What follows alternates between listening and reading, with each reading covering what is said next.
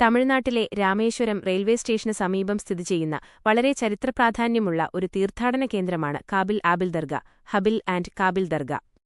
ഇസ്ലാമിക വിശ്വാസപ്രകാരവും ബൈബിൾ വിവരണങ്ങളനുസരിച്ചും ഭൂമിയിലെ ആദ്യ മനുഷ്യനായ ആദം നബിയുടെയും ആദം ബൈ ആഡം ഹവ്വായുടെയും ഈവ് മക്കളാണ് കാബിൽ, ആബിൽ എന്നിവർ. ബൈബിളിൽ കായീൻ, ഹാബേൽ. പശ്ചാത്തലവും ചരിത്രവും. ആദ്യത്തെ സഹോദരന്മാരും സംഭവവും ഖുർആനിലും ബൈബിളിലും പരാമർശിക്കുന്നതുപോലെ ഭൂമിയിലെ മനുഷ്യകുലത്തിലെ ആദ്യത്തെ സഹോദരന്മാരായിരുന്നു ഇവർ. ദൈവത്തിന് സമർപ്പിച്ച ബലി സ്വീകരിക്കപ്പെട്ടതുമായി ബന്ധപ്പെട്ട തർക്കത്തെ തുടർന്ന് കാബിൽ ആബിലിനെ വധിച്ചു. ഭൂമിയിൽ നടന്ന ആദ്യത്തെ കൊലപാതകമായി ഇത് കരുതപ്പെടുന്നു.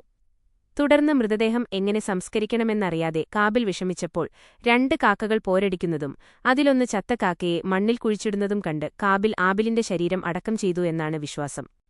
രാമേശ്വരത്തെ ദർഗയുടെ പ്രത്യേകത.